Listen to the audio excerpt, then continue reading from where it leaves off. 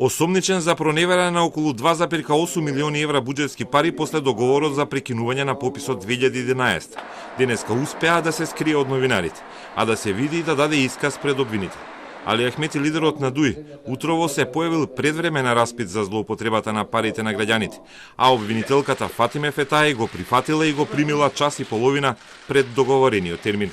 Во СМС порака, Фетаи ни одговори дека дошол порано и замолил да биде испитан порано заради други обврски во текот на денот.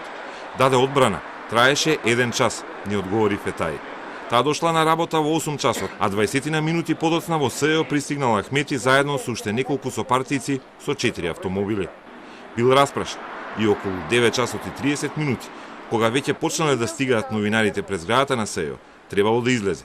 Но за да не го видат новинарите, Ахмети побарал, а во СЕО му ја исполниле и втората желба и го пуштиле да излезе од гаражата на зградата.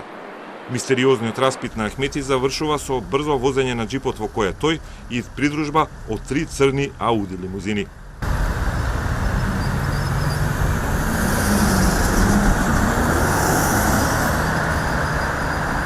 Од обвинителството, од каде вчера го потврдија терминот за распит, нема детали за истрагата и кога ќе има одлука дали Ахмети ќе биде обвинет или не.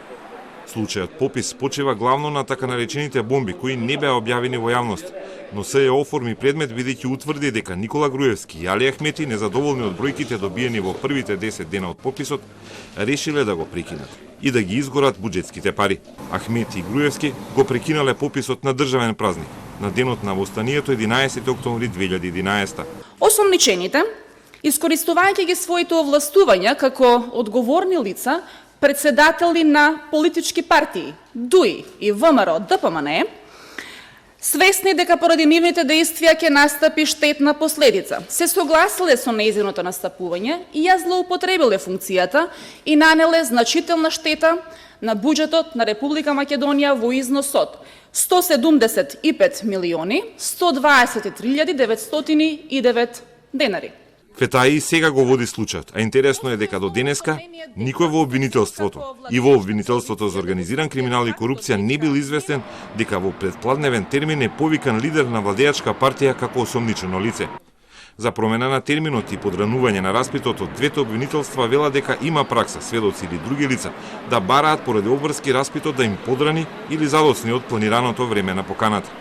Но додека постоеше СЕО, обвинителите често ги кане и носеа осомничените и сведоците и доцна во ноќ, без да им дадат можност за избор. Вториот осомничен за попис Никола Груевски е во бегство, односно доби азил во Унгарија.